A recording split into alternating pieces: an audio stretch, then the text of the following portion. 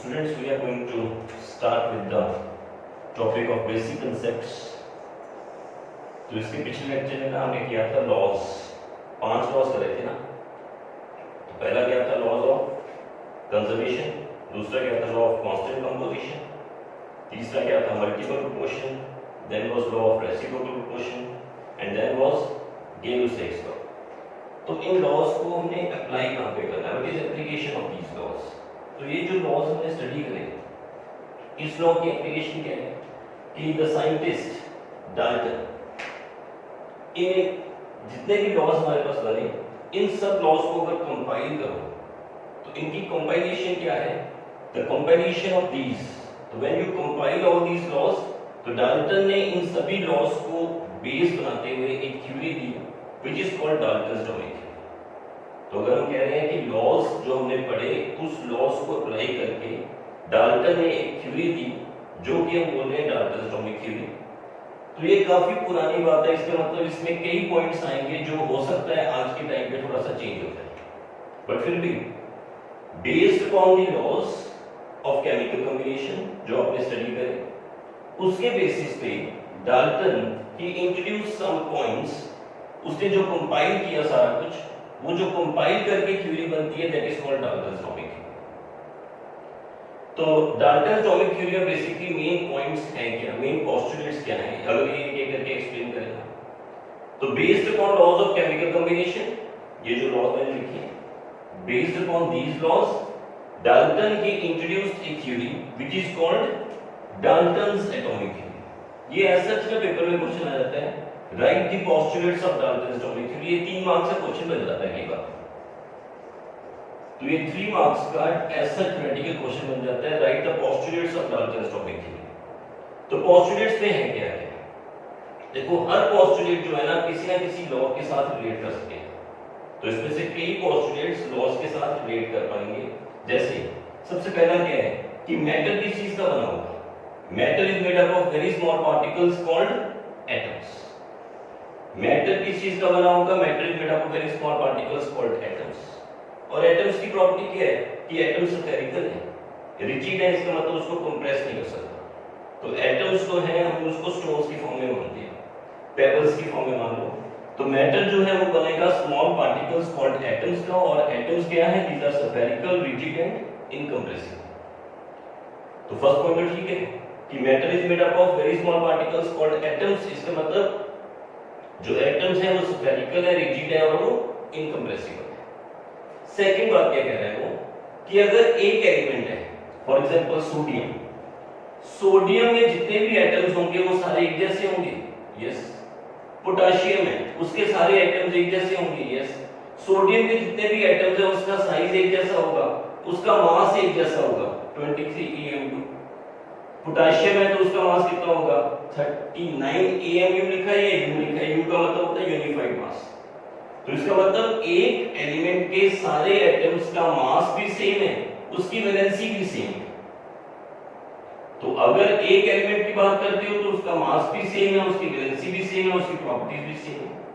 तो क्या पॉइंट बना, एटम्स ऑफ सेम एलिमेंट, एक एलिमेंट के सारे एटम्स एक जैसे with respect to their size, mass and chemical properties, ये ठीक है। तो atoms of same element are identical in all respects, इसका मतलब सोडियम के हर एटम का मास एक जैसा है, उसकी केमिकल प्रॉपर्टीज एक जैसी हैं, उसकी वैलेंसी एक जैसी है एंड सो ऑन।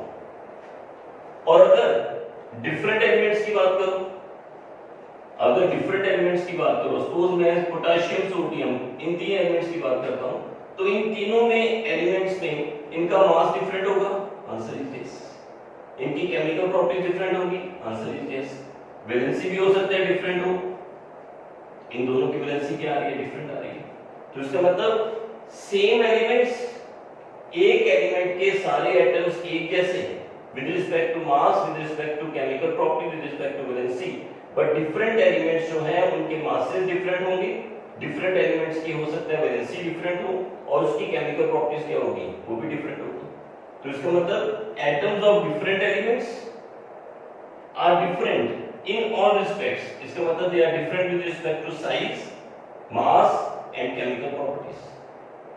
ठीक है, तो तीन पोस्टुलेट्स क्या समझ लग रहे हैं। सबसे पहला पोस्टुलेट क्या था कि मैटर किस चीज का बना होगा, मैटर बना होगा छोटे छोटे पार्टिकल्स कॉल्ड एटम्स का। और एटम्स क्या है, they are spherical, rigid and incompressible. Second क्या आ गया, एक एलिमेंट के सारे एटम्स का मास, वैलेंसी, केमिकल प्रॉपर्टीज एक जैसी, और डिफरेंट एलिमेंट्स के मासेस डिफरेंट होंगे, वैलेंसी डिफरेंट होगी। हो सकता है केमिकल प्रॉपर्टीज या केमिकल प्रॉपर्टीज डिफरेंट होगी, वैलेंसी यहाँ पे मैंने एलिमेंट्स की यहाँ पे सेम करी है, तो वैलेंसी हो सकता है सेम हो जाए बट मास और केमिकल प्रॉपर्टीज तो डिफरेंट होंगी ही होंगी। फिर एटम्स ऑफ सेम और different elements combine in a simple ratio two form compound atoms.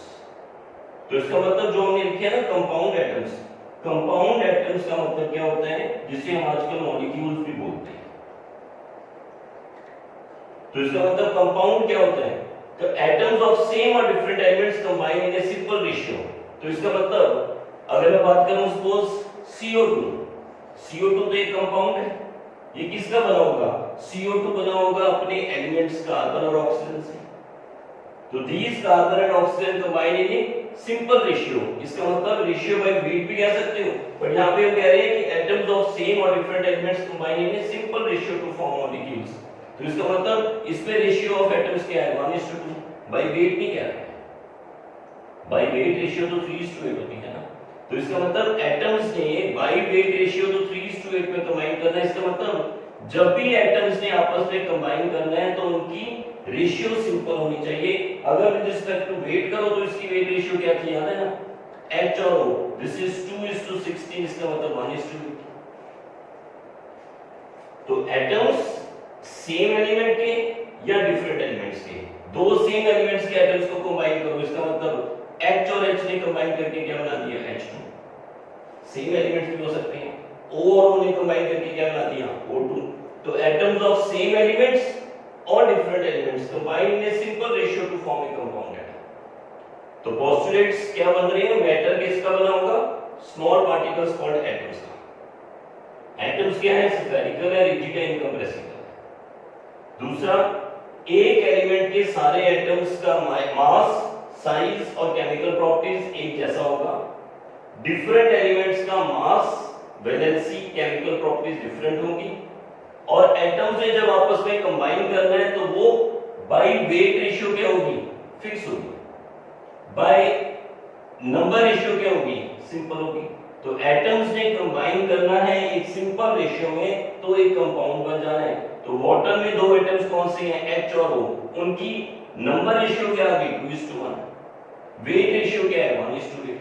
But यहां पे हम कह रहे हैं कि सेम एलिमेंट्स हो तो भी कंपाउंड, इसको मॉलिक्यूल बोल देते हैं। सेम एलिमेंट जुड़ रहे हैं, सपोज Cl और Cl ने जुड़ के क्या बनाना है, Cl2। तो इसका मतलब एटम्स ने कंबाइन करना है एक सिंपल रेशियो में टू फॉर्म मॉलिक्यूल और एक कंपाउंड। तो ये रेशियो यहां पे क्या आ रही है नंबर की, 1:2, यहां पे क्या आ रही है, 2:1। तो एटम्स हमेशा एक सिंपल रेशियो में कंबाइन करके एक कंपाउंड की फॉर्मेशन करेंगे। ठीक है ये बात। अब पॉइंट नंबर 5 क्या है, when atoms combine with one another, when atoms combine with one another to form compound, they do so in a simple whole number ratio, that is 1:1, 2:1 या 2:3। क्या मतलब हुआ इसका, when atoms combine with one another to form compound atoms, जब atoms से compound atoms बनाने हैं तो वो एक सिंपल रेशियो में, सिंपल होल नंबर रेशियो में कंबाइन करेंगे। इसका मतलब एक चीज का साथ साथ रिलेट करो कि जो स्टेटमेंट्स हम बोल रहे हैं ये किस लॉ के साथ रिलेट हो रही है, जो हम पॉइंट्स बोल रहे हैं ये किसके साथ रिलेट हो रही है। फॉर एग्जांपल अगर मैं कहूं यहां पे ये वाला पॉइंट है, पॉइंट नंबर 5, पॉइंट नंबर 5 देखो हमारे पास किस चीज को रिलेट करता है, ये दो पॉइंट्स को रिलेट करता है। एक ये रिलेट करता है chemical composition, law of constant composition. तो इसका मतलब लॉ ऑफ कांस्टेंट कंपोजिशन का मतलब क्या था कि एटम्स एक सिंपल रेशियो बाय वेट में कंबाइन करते हैं तो कंपाउंड बनता है। एटम्स एक सिंपल रेशियो बाय वेट में कंबाइन करते हैं तो कंपाउंड बनता है।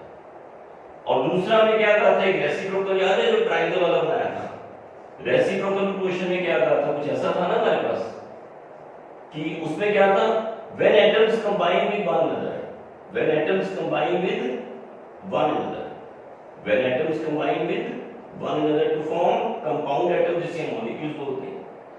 तो इन एटम्स की जो आपस में रेशियो थी वो क्या थी? याद है एक बार C और S की रेशियो निकाली थी हमने, जब ऑक्सीजन का वेट क्या था? फिक्स था। एक बार C और S की अपनी रेशियो थी, वो रेशियो क्या आ रही थी? एक सिंपल मल्टीपल में आ रही थी। तो इसका मतलब पेपर में ना कई बार ऐसे ही पूछ ले कोई कि कौन सा पॉइंट कौन से लॉ के साथ रिलेट हो रहा है। तो ये वाला पॉइंट जो है ना 5, ये हम कह सकते हैं कि जब दो एटम्स आपस में कंबाइन करें तो उनकी सिंपल रेशियो होती है, तो सिंपल होल नंबर रेशियो में कंबाइन करते हैं, वो सेम भी हो सकती है 1:1, 2:1, 2:3। इसका मतलब ये वाला जो पॉइंट है ये लॉ ऑफ रेसिप्रोकल प्रोपोर्शन के साथ लिंक कर सकता है। और अगर इसको हम कांस्टेंट प्रोपोर्शन की बात करें तो वो भी हो सकता है कि जब भी दो एटम्स ने आपस में कंबाइन करना है तो उनकी बाई वेट रेशियो क्या होगी? सिंपल होगी। तो लिंक कोई ना कोई पॉइंट का किसी के साथ आपको बनाना पड़ता है। तो इसका मतलब रिपीट करते हैं एक बार फिर, मैटर किस चीज का बना होगा? स्मॉल पार्टिकल्स कॉल्ड एटम्स का। एटम्स क्या होंगे? Rigid, spherical, incompressible. एक एलिमेंट के सारे एटम्स क्या होंगे? They are same with respect to size, mass and with respect to chemical properties. Atoms of different elements, different elements के एटम्स क्या होंगे? उनका मास डिफरेंट होगा, उनकी वैलेंसी भी डिफरेंट हो सकती है, केमिकल प्रॉपर्टीज भी डिफरेंट होंगी। फिर एटम्स ने जब आपस में कंबाइन कर ले, एटम्स ऑफ सेम और different elements, atoms of same elements combine in a simple ratio to form compound. Atoms of different elements combine in a simple ratio to form compound. इसका मतलब जो कंपाउंड बनेगा उस compound में atoms की ratio क्या होगी? सिंपल रेशियो में कंबाइन करेंगे। तो atoms combine in a simple ratio two form compound atoms. तो ये पॉइंट आ गया फोर्थ। फिफ्थ पॉइंट में कैलकुलेट किया कि जब भी एटम्स ने कंबाइन करना है तो कंपाउंड बनना है, वो तो पता चल ही रहा है। तो उन्होंने जो आपस में कंबाइन करना है उसकी एक सिंपल रेशियो होगी। तो जब भी एटम्स ने आपस में कंबाइन करना है कंपाउंड एटम्स बनाने के लिए, तो उनकी एक सिंपल रेशियो होगी जिस पे वो कंबाइन करेंगे। तो when atoms combine with one another to form compound atoms, when atoms combine with one another to form compound atoms, they do so in a simple ratio, which is simple ratio होती है basically 1:9 तक। तो इसका मतलब ये जो ratio आ रही है ये सिंपल रेशियो में एटम्स जो हैं वो कंबाइन कर रहे हैं कंपाउंड्स बनाने के लिए, और वो जब कंबाइन करते हैं तो वो एक simple ratio whole number ratio में कंबाइन करते हैं। तो जो फिफ्थ पॉइंट है ना, ये कांस्टेंट कंपोजिशन के लिए भी ठीक है, और फिफ्थ पॉइंट में लॉ ऑफ रेसिप्रोकल प्रोपोर्शन भी नजर आता है, क्योंकि इसी में क्या है कि एटम्स ने कंबाइन करके कंपाउंड बनाए। तो एटम से कंबाइन करके कंपाउंड बनाए, ये किस चीज का पॉइंट आ रहा है? एटम्स जब भी कंबाइन करते हैं तो सिंपल रेशियो में ही कंबाइन करते हैं। तो atoms combine in simple ratio. तो अगर सिंपल रेशियो बाय वेट कह दें तो वो कौन सा लॉ था? Definite proportion. एटम्स आपस में सिंपल रेशियो बाय नंबर में कंबाइन करते हैं, वो क्या बनता है? Law of reciprocal. दो एटम्स कंबाइन करते हैं सिंपल रेशियो बाय वेट में, तो डेफिनेट प्रोपोर्शन। एटम जब आपस में कंबाइन करते हैं सिंपल रेशियो बाय नंबर्स में, तो वो रेसिप्रोकल प्रोपोर्शन। तो इसका मतलब रेसिप्रोकल प्रोपोर्शन और कांस्टेंट कंपोजिशन, ये पॉइंट नंबर 5 से आपके साथ रिलेट होता है। अब अगला पॉइंट क्या आ गया? अगला पॉइंट है कि जब भी दो एलिमेंट्स आपस में कंबाइन करेंगे तो उसमें दो से ज्यादा कंपाउंड्स बन सकते हैं। When two elements combine to form two or more compounds, ये कौन से लॉ की तरफ रिलेट हो रहा है? देखो, दो एलिमेंट्स कंबाइन करके दो या दो से ज्यादा कंपाउंड्स बनाए तो उसमें उनकी जो एटम्स की रेशियो होगी वो कैसी होगी? वो सिंपल आएगी। इसका मतलब atoms of two elements may combine in different ratios to form more than one compound. For example, sulphur और ऑक्सीजन दो एटम्स हैं, इन्होंने क्या क्या बना सकते हैं? इसमें SO2 बन सकता है, इसमें SO3 बन सकता है। तो ये कहा था ना हमने, when two elements combine to form two or more oxides, keeping weight of one of the elements fixed, तो दूसरे एलिमेंट की जो रेशियो होगी बाय वेट वो क्या होगी? सिंपल होगी। क्या एग्जांपल दिया था इसमें? नाइट्रोजन और ऑक्सीजन ने कितने ऑक्साइड बनाए? 5। तो नाइट्रोजन और ऑक्सीजन ने 3 या 4 या 5 ऑक्साइड बनाए। उसमें अगर एक एलिमेंट की रेशियो को हम फिक्स कर दें, एक एलिमेंट के बाई वेट को फिक्स करें, तो दूसरे एलिमेंट की बाई वेट रेशियो याद है क्या आई थी? सिंपल आई थी, ये ऑक्साइड्स ऑफ नाइट्रोजन का एग्जांपल आ गया। तो इसका मतलब जब दो एलिमेंट्स आपस में कंबाइन करके दो से ज्यादा कंपाउंड्स बनाएंगे तो उसमें एक एलिमेंट के बाई वेट को फिक्स करके दूसरे एलिमेंट की रेशियो क्या आएगी, एक सिंपल रेशियो आएगी। तो इसका मतलब जो पॉइंट नंबर 6 है ये कौन से लॉ की तरफ जा रहा है, पॉइंट नंबर 6 हमारे पास जा रहा है law of multiple proportion. Point number 5 में क्या था, दो एलिमेंट्स जब आपस में कंबाइन करके कंपाउंड्स बनाते हैं तो उनके कंपाउंड्स बनाने में एटम्स की सिंपल होल नंबर रेशियो होती है। दो एटम्स जब आपस में कंबाइन करके कंपाउंड्स बनाते हैं तो उनके कंपाउंड्स बनाने में एटम्स की क्या होती है, simple ratio. Simple ratio by weight कह दें तो कौन सा लॉ बन गया, that was constant composition. Simple ratio by weight कह दें तो कांस्टेंट कंपोजिशन। सिंपल रेशियो में कंबाइन करते हैं एटम्स, इसको क्या बोलते हैं, रेसिप्रोकल प्रोपोर्शंस। दो एलिमेंट्स आपस में कंबाइन करके कंपाउंड एटम्स बनाएंगे तो उनकी जो रेशियो होगी वो सिंपल रेशियो होगी। ये लॉ ऑफ रेसिप्रोकल प्रोपोर्शन के साथ लिंक करता है। कौन सा लॉ था ये, पॉइंट नंबर 5 किसके साथ आ रहा है, रेसिप्रोकल के साथ। पॉइंट नंबर 5 किसके साथ आ सकता है, डेफिनेट के साथ भी आ सकता है, थोड़ी सी वर्डिंग में चेंज हो जाएगा। एलिमेंट्स ने कंबाइन करना है सिंपल रेशियो बाय वेट, कौन सा लॉ बन गया, ये तो कंपाउंड की डेफिनेशन होगी ना, तो ये कौन सा बन गया, कांस्टेंट कंपोजिशन। जब एटम्स ने आपस में कंबाइन करना है तो वो एक सिंपल रेशियो में कंबाइन करेंगे, तो सिंपल रेशियो में कंबाइन करना है कौन सा लॉ था, रेसिप्रोकल प्रोपोर्शंस। एटम्स आपस में कंबाइन करके मॉलिक्यूल्स बनाएंगे तो उनकी उसमें रेशियो क्या होगी, नंबर्स की सिंपल रेशियो होगी, ये reciprocal proportion. Simple ratio by weight होगा, ये डेफिनेट प्रोपोर्शन। और अगर दो एलिमेंट्स कंबाइन करके दो या दो से ज्यादा कंपाउंड्स बनाते हैं तो किसी एक के वेट को फिक्स करके दूसरे की वेट की रेशियो क्या आती है, डेफिनेट आती है। तो ये एग्जांपल्स आपने दिए थे, नाइट्रोजन और ऑक्सीजन ने कंबाइन करके ऑक्साइड्स बनाए। अगर एक एलिमेंट के वेट को फिक्स करोगे तो दूसरे एलिमेंट की बाई वेट रेशियो क्या आएगी, सिंपल आएगी। तो ये कौन सा लॉ बन गया, तो ये बन गया आपके पास लॉ ऑफ मल्टीपल प्रोपोर्शन। तो इसका मतलब हर लॉ आपको कहीं ना कहीं से यहाँ पे लिंक मिल रहा है। अब इसके बाद क्या आ गया, atom is the smallest particle that takes part in a chemical reaction. तो डाल्टन ने कह दिया कि सबसे छोटी चीज जो मैटर की फॉर्म में एग्जिस्ट कर सकती है वो बेसिकली एक एटम है। एटम की छोटी चीज रिएक्शन में पार्टिसिपेट नहीं कर सकती। इसका मतलब सबसे छोटी चीज जो रिएक्शन में पार्टिसिपेट करेगी वो क्या होगी, एक सिंगल एटम। तो इसका मतलब एटम्स की फॉर्म में रिएक्शन चल सकता है। तो दो एटम्स आपस में कंबाइन करें, एटम्स की फॉर्म में रिएक्शन चलेगा तो कंपाउंड इस तरह से बनेगा। अगर वाटर हमारे पास Cl2 ब्रेक करता है तो इसका मतलब Cl और Cl में ब्रेक करेगा। तो मॉलिक्यूल बनता है एटम्स की कॉम्बिनेशन से, और जब मॉलिक्यूल ब्रेक करेगा तो एटम्स बनेंगे।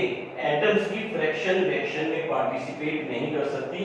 इसका मतलब सबसे छोटी चीज जो रिएक्शन में पार्टिसिपेट करेगी वो क्या होगा, सबसे छोटी चीज जो रिएक्शन में पार्टिसिपेट करेगी वो क्या होगा, एटम। क्या एटम की फ्रैक्शन रिएक्शन में पार्टिसिपेट कर सकती है, आंसर इज नो। फिर इसके बाद एटम को हम क्रिएट कर सकते हैं, आंसर इज नो। एटम को डिस्ट्रॉय कर सकते हो, answer is no. Atom can neither be created not destroyed. Atom को हम क्रिएट भी नहीं कर सकते, एटम को डिस्ट्रॉय भी नहीं कर सकते। ये कहां से आया लॉ, एटम को डिस्ट्रॉय नहीं कर सकते, इसका मतलब लॉ ऑफ कंजर्वेशन हो गया। लॉ ऑफ कंजर्वेशन में क्या था कि matter can neither be created not destroyed. तो मैटर को मैं क्रिएट भी कर नहीं सकता, डिस्ट्रॉय भी नहीं कर सकता। इसका मतलब जो पॉइंट नंबर 8 है ये कहां से आया, ये लॉ ऑफ कंजर्वेशन से आया। तो अब देखो पूरा आपके पास सारा डिटेल यहाँ पे लिखा हुआ है, तो इसका एक बार स्क्रीनशॉट ले लेना आप लोग। तो पहले एक बार स्क्रीनशॉट ले लो या थोड़ा सा नोट कर लो। ये ऐसा पेपर में क्वेश्चन 3 मार्क्स का जाता है, right postulates of Dalton's atomic theory. अब इसके बाद पहले इसको screenshot low, right postulates of Dalton's atomic theory. तो ये पूरा क्वेश्चन 3 मार्क्स का पेपर में टर्मिनल्स में तो आता ही आता है ना, क्योंकि टर्मिनल से चैप्टर ना कम हुए होते हैं तो उसमें ये कंपल्सरी क्वेश्चन बन जाता है। थ्योरेटिकल क्वेश्चन डालना हो ना, तो थ्योरेटिकल क्वेश्चन क्या है कि right postulates of Dalton's atomic theory. तो एक बार रिवाइज कर लें फिर, बेस्ड अपॉन ये थ्योरी आई कहां से, ये थ्योरी आई है आपके पास लॉज ऑफ केमिकल कॉम्बिनेशन से। तो लॉज जो हमने पढ़े थे, कितने लॉज पढ़े थे हमने, 5 लॉज पढ़े थे। Law of conservation, law of constant composition, law of multiple proportion, law of reciprocal proportion और गेल-लुसियस लॉ। तो अभी गेल-लुसियस लॉ को यहाँ पे यूज नहीं किया, तो इन चार लॉस को कंबाइन करके जो उसने सोचा, ये सारे लॉस को जो कंबाइन किया, कंबाइन करके उसने कहा कि ये तो एक थ्योरी का पार्ट बन सकता है। तो ये जो पॉइंट बन रहा है वो क्या बन रहा है, डाल्टन एटॉमिक थ्योरी के पोस्टुलेट्स क्या थे। सबसे पहला पोस्टुलेट, मैटर किस चीज का बना होगा, मैटर बना होगा छोटे छोटे पार्टिकल्स कॉल्ड एटम्स। वो एटम्स क्या है, स्फेरिकल है, रिजिड है, इनकंप्रेसिबल है, इसका मतलब पेबल्स की फॉर्म में है, स्टोन्स की फॉर्म में है, जिसको आप नहीं कंप्रेस कर सकते। दूसरा, एक एलिमेंट के सारे एटम्स क्या होंगे, एक जैसे। सोडियम के सारे एलिमेंट्स की वैलेंसी क्या है 1, सोडियम के सारे एलिमेंट्स का मास क्या है 23, उसकी केमिकल प्रॉपर्टीज क्या है, सेम है। हाँ, अगर एलिमेंट्स डिफरेंट कर दो, sodium potassium, sodium magnesium, sodium calcium, क्या इनका मास सेम होगा, नहीं। क्या इनकी वैलेंसी सेम होगी, अगर एक ग्रुप में है तो सेम हो सकती है, नहीं तो वैलेंसी क्या होगी, डिफरेंट होगी। फिर इनकी केमिकल प्रॉपर्टीज सेम होंगी, आंसर इज नो। फिर atoms of same or different elements combine in a simple ratio to form compound atoms। तो compound atoms कहां से, compound किसे बोलते हो, compound बनता है जब atoms आपस में combine करें एक simple ratio। अगर simple ratio by weight है तो क्या बन गया हमारे पास, constant composition।